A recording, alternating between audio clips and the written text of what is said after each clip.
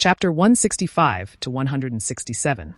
Mei stood on a dune of snow, in the mountain range on the north of the land of snow, where the KasiCair was supposed to be located. This is really a well-hidden location. Mei frowned, seeing exactly nothing through the freezing snow hail that was ongoing through the entire year in these mountains. Her mouth then suddenly widened into a gleeful grin. I can see why I was sent here. Mei's hands started going through various hand seals at breakneck speeds, as her chakra was poured outside of her body. The temperature quickly rose, and the piles of snow started melting at a visible rate under the influence of lava-natured chakra. It was not even the effect of the jutsu yet. Merely the chakra Mei was sending from herself through the snow around to deep underground. As the chakra gathered in one spot, the ground suddenly pulsed and the world grew silent for a brief moment before a loud eruption of lava shook the whole area.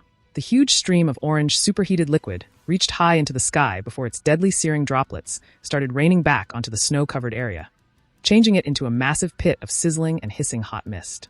The only thing safe from the excruciating heat was Mei alone. The ninjas in KasiCair watched with bated breath as the land in front of their village was rained upon by droplets lava. Every single one of them was certain this was not a natural occurrence, which meant they were under attack. Despite that, deep in their hearts, neither of them wanted to face the person capable of using such a powerful jutsu. Alas, desire or not, they were ninjas of KasiCair, and since a threat appeared so close to their village, not even an hour later, around 1,000 highest-ranked ninjas, who were not participating in the battle for the capital of the land of snow, found themselves passing the gates of their village, heading towards the still sizzling area in front of it. Most were honestly hoping whoever threw that jutsu into the wind would be already gone, but everyone knew the chances of that was effectively nil. The Yuki ninjas ran all the way towards their destination, taking extra care to not be ambushed.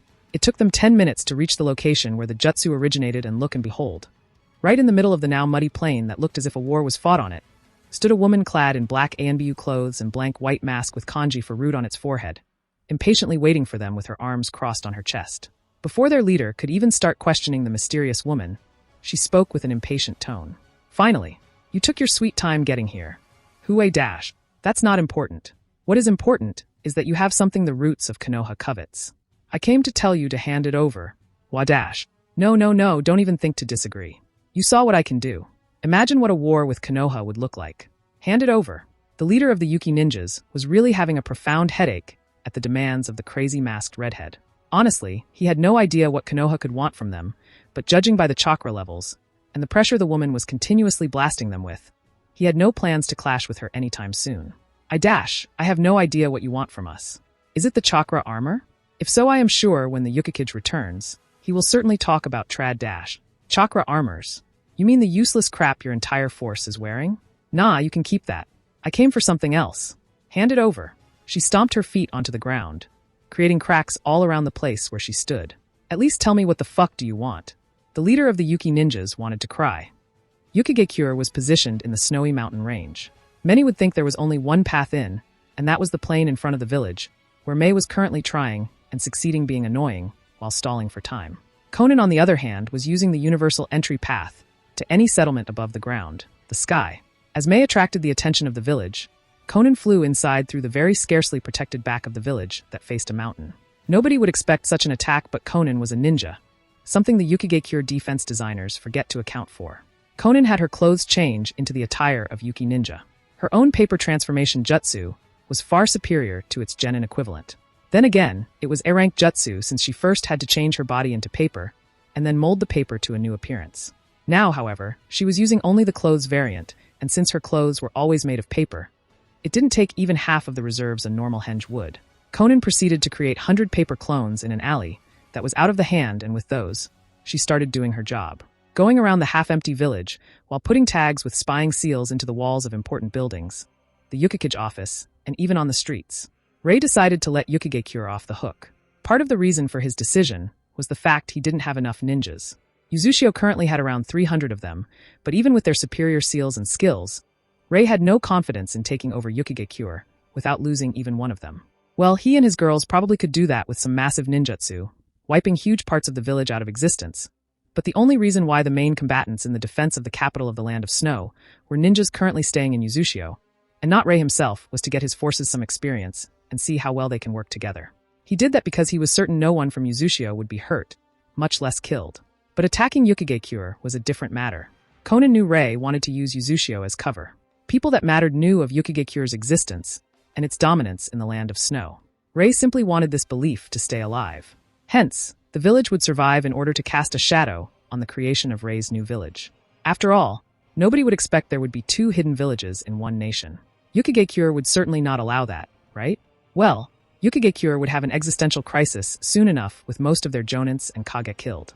Not like they would find out about a new village rising in the land of snow anytime soon. As such, Conan's clones were now making sure they had proper eyes in Yukigekyure, while the original was traversing the deep underground tunnels. These tunnels were the only thing the man captured a week prior didn't know about. The poor sod was simply a too low rank. Well, at least he knew they were there. In short, if the group wanted to know what is deep down here, they had to send somebody to explore. And since Conan had a mission in Yukigekyure anyway, she decided to take a little stroll. Conan knew the strongest and highest rankers of those who stayed in the village are right now being messed with by Mei. It was not like Mei could not troll her way through the Yuki ninjas for a few hours. Her chakra pressure was too big to not make these generic Chunin chaps shitting their pants. As such, Conan walked through the underground tunnels with an excited skip in her step, looking around searching for a treasure. Now then, let's see what do I find here. The deeper into the underground tunnels Conan went, the dimmer the light became. It would be actually spooky if, wow, the one who designed this really had to have a big flair for dramatics. A pity I have the night vision seal on me. Conan saw her surroundings as if it was a bright day with a clear sky. After 10 minutes, she finally arrived at the door. Briefly glancing behind herself, Conan smirked at the sight of the tunnel littered by kunais, sanbon shurikens, many of them no doubt lethally poisoned. Looks like my little stroll set off every trap in here. Conan shrugged. She was honestly too deep in her thoughts to notice that anything was trying to harm her. Suddenly, Conan's face lit up. This might be the very first potential flaw of Mei's steam cloak. I have to tell her about this when I return. Conan was using her own wind release version of the defensive steam release jutsu Mei used to play with Minato. It was a bit iffy to use against strong high-level piercing attacks, or something extremely destructive on a wider scale but kunai. Those had no chance of penetrating it. All in all, it was a good passive defense since the jutsu was not hard to maintain. Naturally, this wouldn't reach the defensive power of what Mei used against Minato, but anything classified below B rank would be stopped, which potentially rendered any sort of trap useless unless. Conan carefully opened the door, making sure to prevent them from letting out any sound that could alarm anyone on the other side. This appeared to be a wasted effort, however, because the second she took a peek at what is on the other side, it was just an empty, spacious room, resembling a laboratory. On the right side was unfinished chakra armor of unknown type, a new prototype, most likely, and on the left side was a singular cell where a woman of 30 was sitting on the floor and leaning on the wall. She had white unkempt hair, similar to those of the Kagaya bloodline, but lacked their other tells. The biggest difference from them, however, were their icy blue pupilless clear eyes and complexion as pale as snow. One could even mistake her for a sick person. Her feet and wrists shackled with chains connecting her to what seemed like a box with cores for the chakra armor. Conan quickly put it all together and understood that the woman she saw was essential to the production of the chakra armors, because her chakra somehow activates the cores. I wonder how that works. She blinked as she noticed the exhausted, barely alive woman directly staring at her, with a pleading gaze that just washed over her with almost no effect. Let's ask somebody who was present for the entire process. Then, Conan simply walked towards the cell, crouching there B on the eye level of the chained woman. Hello, she smiled, plans forming in her head. Let's make a deal, shall we? The chained woman opened her mouth, but no sound came from her throat, telling Conan that it was a damn long time since she drank something. It was only then that Conan noted the transfusions in the corner next to the cell. Oh ho, so she is not fed nor watered? Only receives nutritious transfusion? Heh, this will be easier than I thought, won't it? Don't strain yourself. What about this? Conan used her chakra to create a ball of water and levitated it into the cell, where the chained woman almost pounced onto it, while Conan analyzed her further. No signs of violence. Well, if she was so important in the creation of the cores for the chakra armor, then I guess they would not want her damaged. Sunken cheeks and malnutrition. Conan took another peek on the transfusion. That means whatever they are injecting into her veins is mostly spent on the production of chakra necessary for the cores, only leaving enough for her body to barely survive. Fortunately, I put quite a lot of nature energy and medical chakra into the water ball. The next second, Conan was stunned, however. She expected the woman to be slightly healed since her medical chakra was frankly crap, but contrary to her expectations. The second the ball of water, a small amount of nature energy, and medical chakra was completely drunk, the woman underwent a mind-boggling change. First to change was her complexion. It brightened up. While it was still snowy white, it no longer looked sickly, instead taking frosty shade. Her eyes acquired a spark of life in them, and the black circles under them disappeared, while an almost invisible snowflake-like pupil appeared in her eyes. It was so small, one would miss it without having a proper look. The woman's body noticeably filled up, but the chakra was apparently not enough, so she still looked somewhat malnourished. What really shocked Conan was not the recovery, though. As miraculous as that was, it had nothing on what exactly caused the recovery. She used nature energy alongside her chakra. This natural sage mode. How the heck did a third-rate village, such as KasiCair, catch somebody capable of the sage mode? Conan couldn't comprehend what she was seeing. What she could comprehend, though, was that the crap that was supposedly the chakra armor actually ran on Senjutsu chakra. Somehow. And that was huge. The morons of KasiCair, who invented this, must have had no idea what this meant. Conan suddenly froze. Wait. Didn't Ray tell me there is some kind of a reactor to change this snowy shithole into a spring-filled fantasy land? Oh, that son of a dash. And that was when Conan understood that Ray knew the value of the technology invented in the land of snow all along. Of course, she face-bombed, causing the still-chained woman to look at her weirdly. There is no way Ray would come here only because it is the northernmost country, hence way out of the hand of anyone who could ever get curious. Despite them never becoming hostile with each other, the state-owned company of the Land of Snow was the only technology-oriented competitor of their Bairi company. That meant their technology had to be spectacular, but Conan never imagined it would be powered by nature energy. The scientists in the Land of Snow probably had no idea they created self-replenishing batteries capable of being powered by the Senjutsu chakra or nature energy. If they did, they wouldn't do an idiotic thing like make a power suit out of it. Conan's gaze snapped back to the woman behind the bars, now holding a bit of a predatory glint, causing the poor woman to scoot a bit back at the level of interest Conan was showing her. It was certainly reminding her of the crazy scientists who liked to experiment on her. A clone suddenly popped up behind Conan and started to gather every research paper and equipment into a storage scroll. Conan certainly had every intention to completely clean the room, not leaving even a single paper behind. The chained woman looked blandly as the equipment of the room was vanishing into storage scrolls. Now sure, the bluinette in front of her is certainly not a part of KasiCair. The spark of hope renewed in her mind, so she steeled herself and unsurely spoke. Hello? I am Yukimi Yuriko. You mentioned some kind of deal? Conan just widely smiled at the clearly desperate woman and chuckled to herself. I changed my mind. You are coming with me no matter if you want to or not. And with that, the distraught and bewildered Yuriko could only watch as her fate was decided for her. She only hoped she would be treated better than what she experienced in KasiCair, as the excited gleam in Conan's eyes didn't fill her with many expectations towards her future. As for Conan, as if I would leave somebody like this roam free. Just imagine what we could do if instead of the girl, we used Ray's dimension as the power source for the batteries.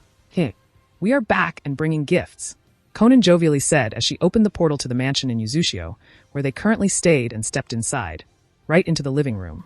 May was somewhat sullen on the way back from KasiCair, muttering something about snow-brained dunderheads, but Conan didn't pay much attention to her.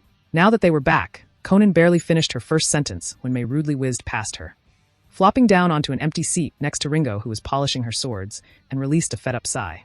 That only prompted Pakura and her apprentice, Maki, to shoot her amused glances, momentarily breaking their excited but quiet chattering, which was becoming a more and more common sight these days. Especially since Pakura tried to stick to Ray like glue, since he saved her, and Maki tried to stick with Pakura. Nowadays, seeing Ray in a room without these two when they were at home was almost an impossibility, and it took some weeks for May, and a bit less for other girls to get used to it. Even the corners of Tsunade's eyes seemed to twitch a lot these days whenever Pakura was nearby. Only Kana thought it was cute how the strict and no-nonsense S-rank Kunoichi got all flustered whenever she was alone with Ray. As for Ray, he decided to simply take it in strides and mostly tune them out. Most of the time, there was Maki right behind Pakura, and that meant they could entertain themselves by chatting while he worked on seals anyway. Gifts? Ray asked, stopping his game of cards with a very disgruntled and obviously losing Tsunade, who eyed the pile of papers promising free favors she lost in the last hour. He looked towards Conan, who excitedly walked in, and then he tilted his head at the sight of an unknown white-haired woman, wearing Conan's cloak over her quite tattered and already useless clothes. Conan just gestured at the woman. This is Yukimi Yuriko, and you wouldn't believe where I found her and what she can do. Conan promptly walked towards Ray and sat on his lap, before starting to explain what she found deep in the underground tunnels of KasiCair, just as Yuriko took the closest seat to the door in the room. Needless to say, Ray was flabbergasted at the fact the chakra armor cores had to be jump-started by Senjutsu chakra of Yuriko. His mind quickly started to go through theories upon theories of how is that possible, and his eyes almost shone when he realized the potential of such a discovery, especially since he owned a dimension filled with the most potent, never-ending free nature energy. Rei gave Yuriko a not-so-discreet once-over and made her nervously fidget, which made Tsunade a bit sorry for her. Once upon a time, Yuriko must have been a strong and proud kunoichi, especially if she knows how to use senjutsu. That was not something some common chump could learn. The only one she knew with that ability was her grandfather, so it was an incredible achievement, and prompted a question of how exactly did she get caught by a third-rate village such as Yukigekure. Alas, now, Yuriko was nervous, afraid of her own shadow, and flinching at every sudden movement. Simply, the woman was a mess. 10 years of imprisonment and used as a lab rat. It would be useless to talk about her reaching her full potential in such a state. She would need a whole lot of mental therapy if she is going to get anywhere close to where she was before that experience. As for exceeding it, Tsunade sighed and shook her head, joining Ringo, and Mei in not caring about the situation. With that, the conversation ended for her. Whatever scientific crap they were going to talk about was not her problem. She was a doctor, and that's where she drew her line. Looks like the land of snow is an incredible treasure trove. Rei leaned back into the couch with a gentle and satisfied smile, enjoying Conan straddling him while their eyes refused to part. Aha! I knew you had an ulterior motive in coming here the second I discovered Yuriko. Conan poked Rei's chest with her pointing finger, narrowing her eyes at him in a cat-like manner. Spill. What is the really important thing you acquired here? I doubt it is the country or a place for a village. We could as easily make one in other lands or heck, even underwater, if we wanted. There must be more to why here. Rei could only give her a wry grin, as expected of Conan. She knows me too well to not realize it. Shrugging, he started speaking, yeah. The biggest reason was that spring generator, as they call it. All of the people present knew what he was talking about. After all, Rei did tell them about its existence, even before he even went to the land of snow. It was just that neither of them knew of its real importance. The thing is, what the spring generator does is basically, in simple terms, persuading nature energy to switch its attribute. The nature energy might be the same everywhere, but in snowy lands, it has a bit of a different aspect than, let's say, in forests. The generator does not change the nature energy itself. It just tricks it into changing the aspect which affects the land. Rei's face twitched at such an idiotic description, but honestly, this was the simplest way for all to understand. Tsunade, as the only senjutsu user present apart from Rei, actually snorted, causing Rei to chuckle at her before humming in agreement. Nature energy is everywhere, and it is shaping the world around us.